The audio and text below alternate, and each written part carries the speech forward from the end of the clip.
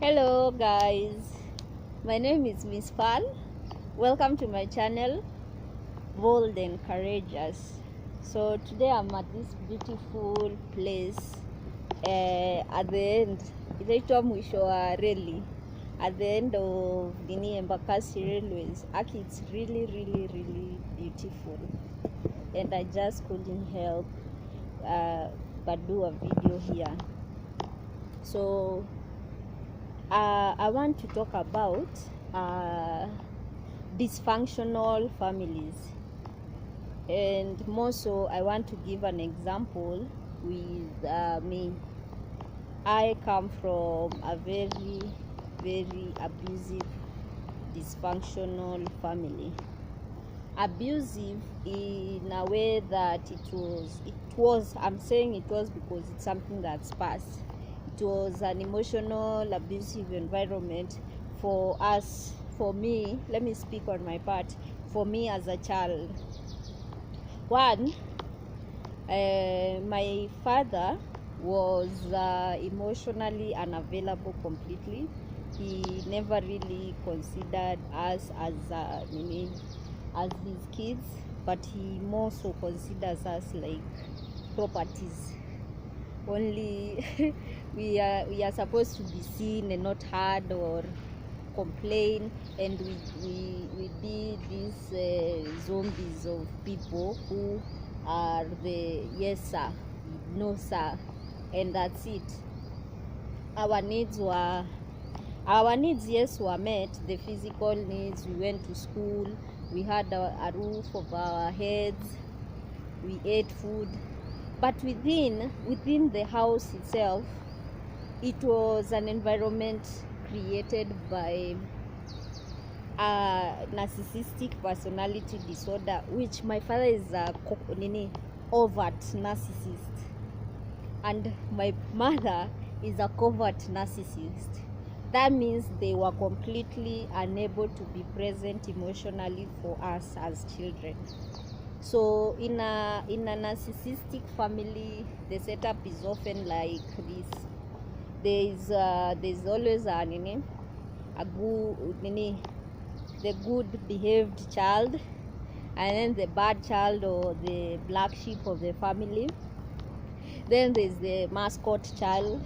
This mascot child is never at home. They are always the children who, since they don't understand what is going on, because in that family you can't really place a finger on what exactly is happening, because if there's a guest inside, we all act like a normal beautiful family. But once the people leave and the cameras or whatever, akuna, you're just the family, you assume your positions again. And these positions, you sort of get them when you are little children, and assume your position. It's not really your personality, it's a personality that you are given by your parents unconsciously. Even them, they don't know. And this abuse often happens to people who have also been abused, but that is not a reason to abuse another human being just because you yourself were abused.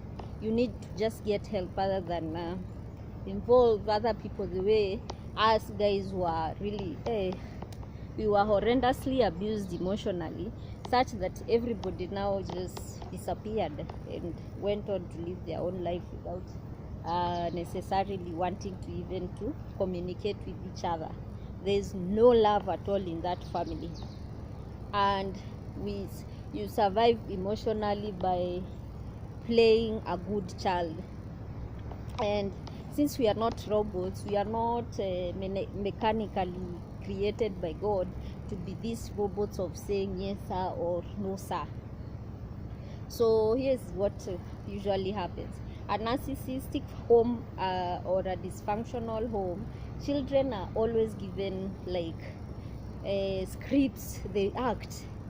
So my older sister became the good child, not out of wanting to be that good child, but because she was really scared and she needed that bonding with her mother. she needed to act like this little girl who was good, who was never wrong. And this perfectionism, sometimes it can morally affect a child who is being forced to always act perfect, to always act as though they do not have personal needs or emotional needs, so that they can be a friend to the adult.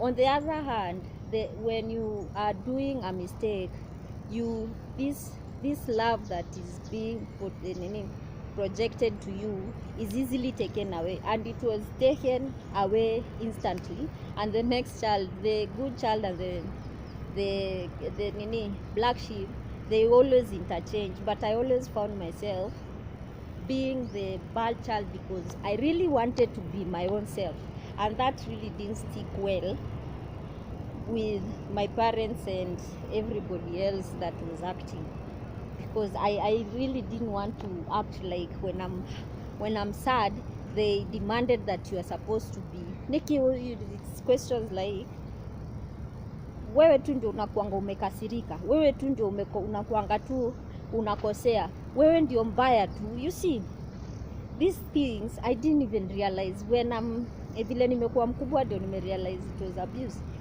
I carried so much weight that a while back I had an emotional breakdown.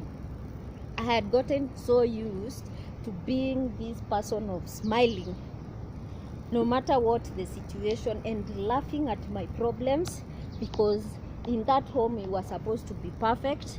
We were not supposed to show that we were sad.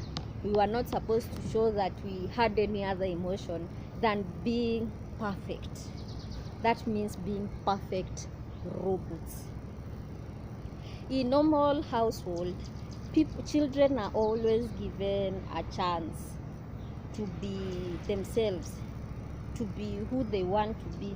A parent is able to separate themselves emotionally from the child and realize this child as a small person. They also have their own interests that may differ from the rest of the family. The children can create their own dreams. Let me give you an example of when we used to fail, and I think this happens in a few families.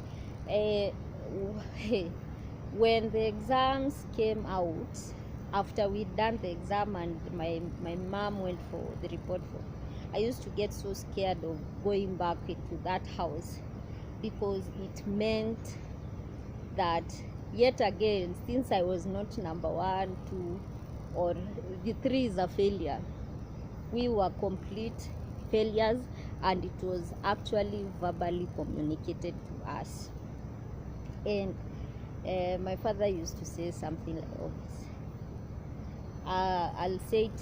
He used to say it in my mother tongue, but I'll say it in Swahili. We are dogs. He's never given birth to fools. We belong to our mother, and after he's gone, after he's given us this negativity, our mother now is left to us. Again, here I would experience another form of abuse by my mother emotionally rejecting me, because I had that characteristic and personality of questioning things and asking why these things are. And so many verbal abuse. I encountered so much verbal abuse that when I grew up, I ended up choosing my first boyfriend, an abusive man who used to beat me up, who used to abuse me, and I would still stay and smile and be happy, so so we could live in peace. I didn't ask questions. I didn't touch his phone. And whenever I felt like I was going to die or kill myself, he would say, mimi kazi yangu ni kushinda hapa nikiongea, nafaa kunyamaza. I do not know how to be a woman. Yani, I was completely depersonalized. I was walking with an identity that was not mine. I didn't know who I was, since I didn't have a healthy reflection from my own parents. And then my father used to drink so much and come in the evening and abuse our mother and abuse us.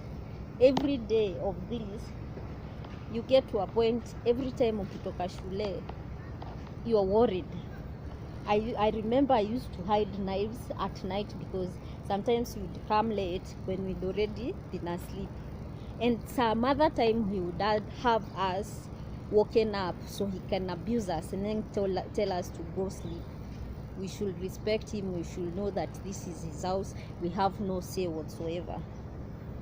And these things, even to date, I'm now learning to process. I'm going through therapy.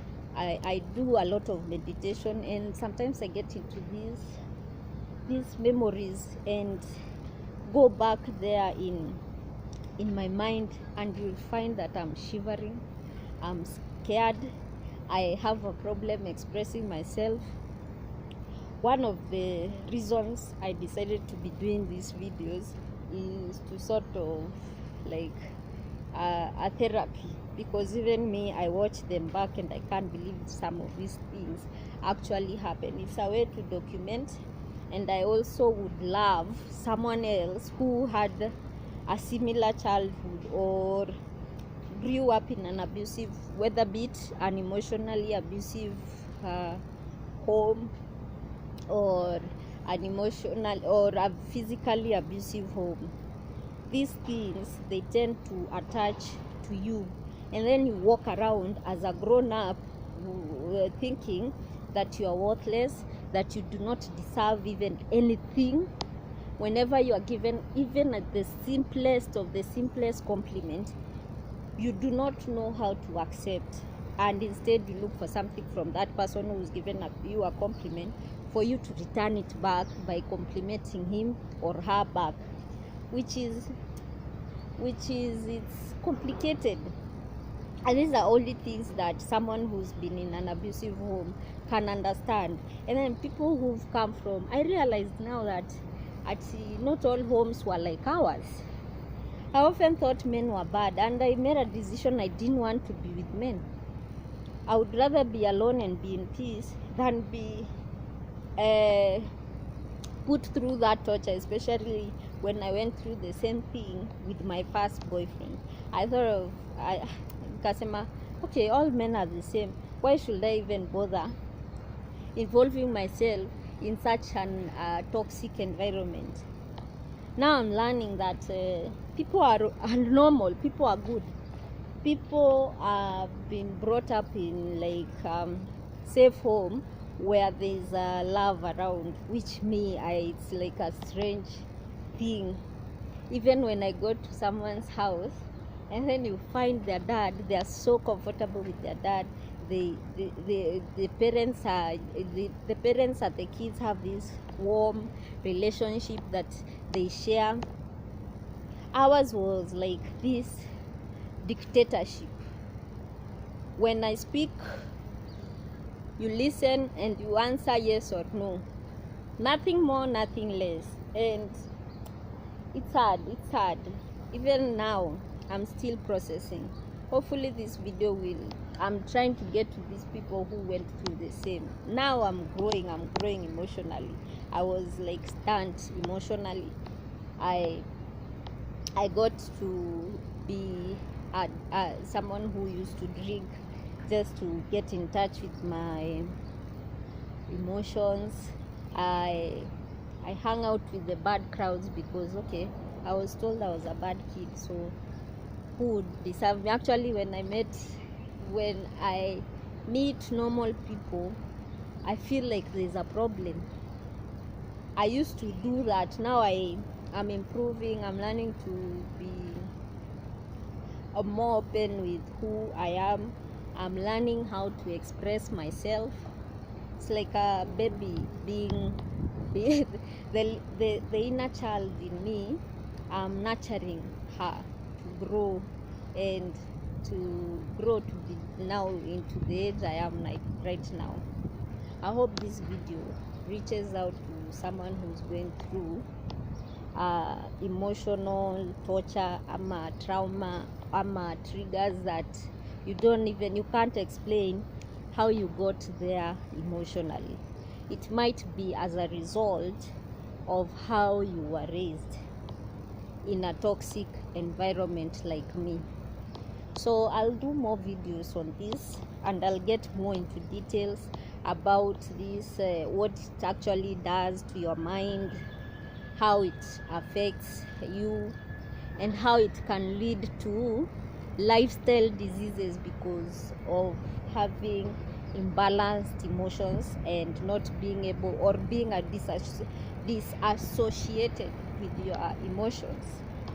So thank you guys for watching, and love you. Please don't forget to like my my show.